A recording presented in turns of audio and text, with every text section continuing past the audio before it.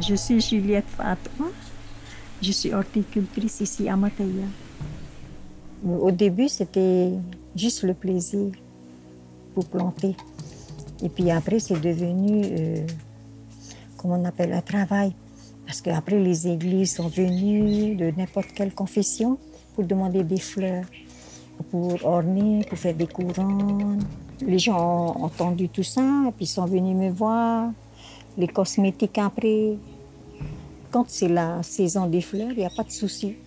On peut monter jusqu'à 150 à 200 paquets par jour. Mais quand ce n'est pas la saison, c'est dur à avoir le maximum de paquets.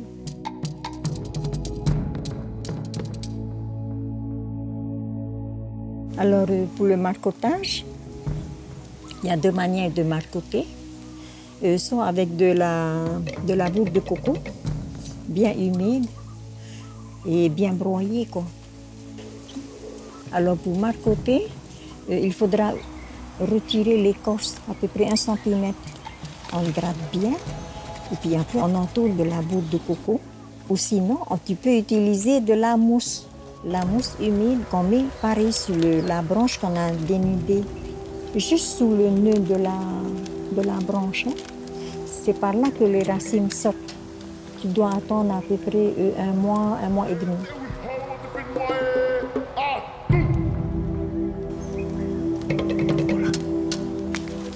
Alors Simeon, lui, il s'occupe de l'entretien. Il est en train de l'élaguer pour que le soleil rentre. Il faut que la lumière rentre, que ça donne. Parce que si le pied est trop touffu, tu as très peu de fleurs. Il ne faut pas croire que quand un pied est touffu, il te donne plus. C'est faux. Il faut éclaircir et là, tu as des fleurs dans toutes les branches.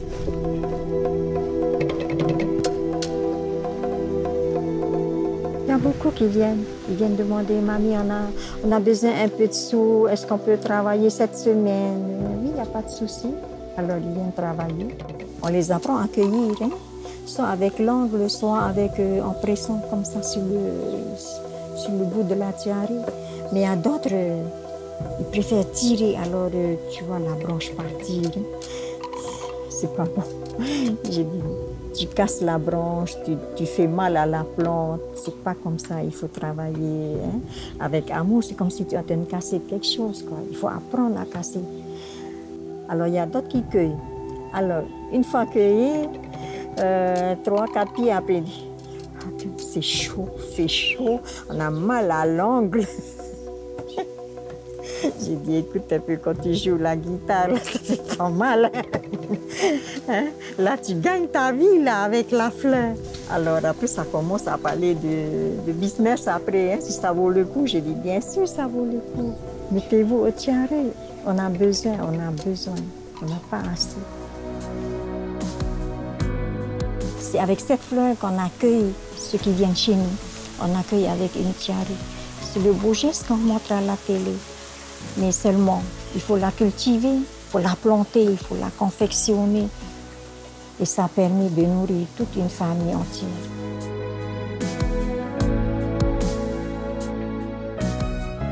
Peut-être on ne me voit pas, je suis dans un petit fardeau, mais je vais dire quelque chose. La fleur a envoyé mon image partout dans le monde. Quand mes amis de France ou ma famille de France m'appellent, on t'a vu dans la télé, oh, on a des larmes aux yeux. Eh bien, j'ai pas encore mis mes pieds en France, mais mon image est partie.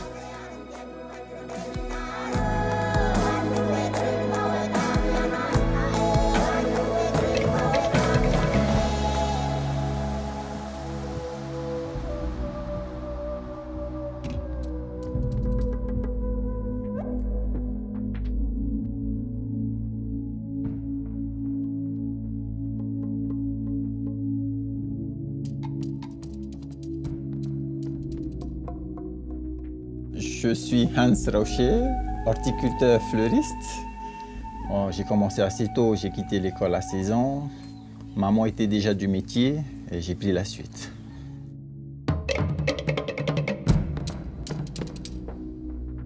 Avec ma maman à l'époque, on était plutôt au marché de Papeete. On avait un tout petit jardin, elle faisait avec ce qu'elle pouvait. Une fois qu'elle a pris sa retraite, j'ai évolué, j'ai agrandi le jardin avec des fleurs de qualité, comme les anthuriums, les lys. Bon, après maintenant, vient les hauts-puits, les oiseaux et tout ce qui est fleurs locales. Là, je suis sur le plateau de travaux avec 2 surfaces de 4 hectares. Alors, je plante aussi bien fleurs et feuillage, comme ça j'ai les deux en même temps. Moi, je suis plutôt pour la fleur locale et fleurs de chez nous. Bon, à part pour le magasin, c'est des fleurs importées, mais j'intègre toujours la fleur locale dès que possible. J'ai grandi dans le marché Papeete, c'était plutôt des fleurs en détail ou sinon des bouquets simples, pas comme aujourd'hui. Aujourd'hui, les gens ils veulent plutôt des bouquets composés et ils ne veulent plus rien faire, quoi. Acheter et poser.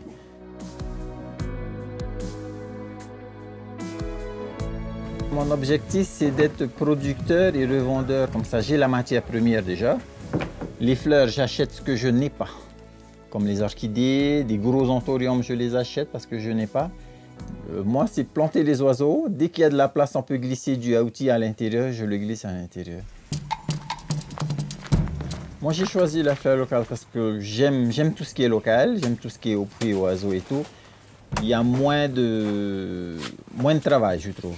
Tu as moins de traitements à faire et mettre en valeur nos fleurs de chez nous. Le secteur de l'horticulture est quand même...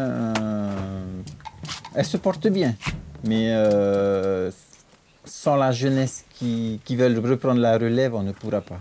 Beaucoup de personnes âgées qui étaient horticulteurs s'arrêtent de cultiver et la nouvelle génération ne veut pas prendre en main tout ce que les parents ont fait. Moi, je trouve que le métier n'est pas assez valorisé.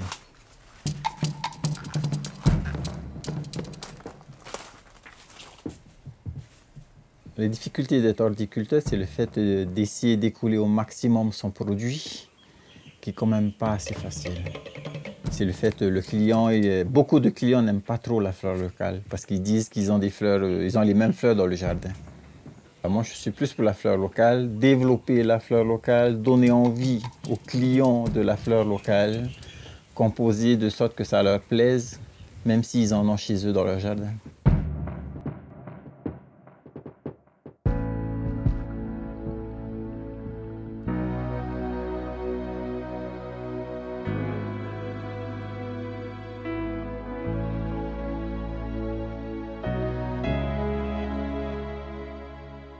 Je suis Athiou Charles et je suis un passionné de fleurs, d'hibiscus, mais aussi d'autres plantes, de la nature et de tout. Et je suis reconnu dans le monde en tant qu'hybridaire international. Depuis jeune, très jeune, j'aimais ça. J'aimais bien marier les fleurs et utiliser ces graines pour obtenir des nouvelles variétés. Parce que en ce temps-là, il n'existait pas beaucoup de variétés d'hibiscus en Polynésie. C'était un domaine qui était assez vierge. Comment arriver de rien à quelque chose, ça c'est autre chose. Il faut faire des recherches, tu cherches les variétés que tu peux trouver ici en Polynésie et tu commences à jouer avec les couleurs. Ensuite, tu t'étends un peu plus et puis tu trouves des couleurs, une diversité de couleurs avec lesquelles tu peux utiliser cela comme plan de travail. Et ensuite, avec ce plan de travail-là, on s'étend petit à petit. Tous les hybridaires ont la signature.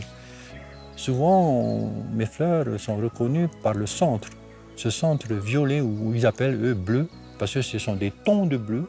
Et quand cette marque est au milieu, on me reconnaît dedans, une sorte d'empreinte. Sinon, c'est gris sombre ou bleuté sombre. C'est aussi une signature. Parfois, on me demande de trouver une couleur précise. Et dans ce cas-là, il faut avoir autour de toi la connaissance de toutes tes plantes autour de toi et leur généalogie. Quand on connaît la généalogie, on voit les parents, on sait qui sont les parents et on voit leur évolution dans le temps. On sait ensuite qu'on marie cette fleur avec une autre, Là, ça va dériver sur une couleur précise. Il faut utiliser l'intuition. Il faut l'aiguiser. Tac, on sait. On sait, même si ce n'est pas encore là. Tac, on sait. Et là, on travaille. Ta, ta, ta, ta, et ça vient. Tout ce que tu apprends, tu mémorises. On dit mémoriser, c'est le cerveau, mais quand tu mémorises, c'est vraiment dedans, à l'intérieur, c'est une partie de toi. Tu dors, tu vois que des hibiscus. Et puis tu vois les croisements dans ta tête, et ça bouge. C'est comme une sorte de fête d'hibiscus, tout le temps. Alors, tu vois cette fleur-là, elle a des contours rosés, avec le gris à l'intérieur et ce cœur rouge. Normalement, cette fleur-là, elle a des capacités génétiques extraordinaires qu'on peut transmettre aux autres. Mais on peut aussi utiliser d'autres fleurs pour mettre dessus pour qu'elles deviennent porteuses. Et en devenant porteuse, elle transmet les gènes, les couleurs. C'est qui alors la maman?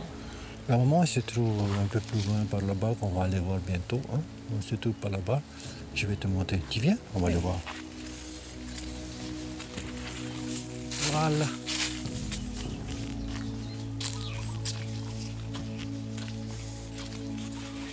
Là, comme tu peux voir ici, la maman, elle est là. Son nom est Bronwyn Field. L'avantage, c'est que ces fleurs, quel que ce soit papa ou maman, celle-là, transmet des XL, des grosses fleurs. Voilà. Je vais te montrer une autre fleur pour qu'on aille voir autre chose encore et tu vas comprendre quelque chose d'autre. Voilà, comme ça. Cette fleur-là, son nom, c'est Road to Inferno. Cette fleur-là, la maman, tu trouves carrément derrière, elle a des points blancs comme ça. Et là, tu vois le côté de la maman qui apparaît, mais elle n'est pas sombre. Par contre, ce sombre, c'est le papa qui a transmis. Mais pour avoir le papa qui transmet le sombre, tu es obligé d'utiliser cette maman. Et ça apparaît. Et en fonction du temps, s'il fait frais, et ça s'assombrit. Voilà. On va utiliser Star Angélique sur cette fleur pour qu'on ait une plus grosse sombre. Donc, on va la marier. D'accord? Ensuite, tu notes le nom du papa, parce que ce sera la maman. Donc, voilà, tu as le nom du papa là. Alors, je vais utiliser maintenant ça pour identifier le papa. Et on va le coller juste en dessous, ici, pour ne pas oublier son nom. Et quand on récolte la graine, on aura le nom de la maman et le nom du papa. C'est tout. C'est juste des choses à savoir. J'ai enregistré à peu près 3300 et quelques brevets. Pourquoi très peu par rapport à ces milliers que j'ai? Parce que ça prend du temps pour enregistrer. Il faut tout répertorier. C'est ça le plus difficile. C'est très, très, très lent. Si je fais ça, c'est plutôt, même quand j'enregistre les plantes, c'est pour montrer à mes enfants, on peut faire des choses, on a une tête, il faut l'utiliser. Parce que, peu importe, même si on est au bout du monde, on est des champions aussi quelque part. Pourquoi? Parce que ici, on fait plein de choses que des fois dans le monde, ils s'étonnent. On va faire des concours et c'est nous qui gagnons. Alors, ça veut dire que quelque part, ici, il y a une qualité. Et cette qualité-là, ça montre bien que si tu travailles bien dans un domaine, tu arrives à des très très bons résultats, même dans les hibiscus. Il faut que les enfants qui viennent nous voient et soient fiers et se disent eux-mêmes, je peux aussi.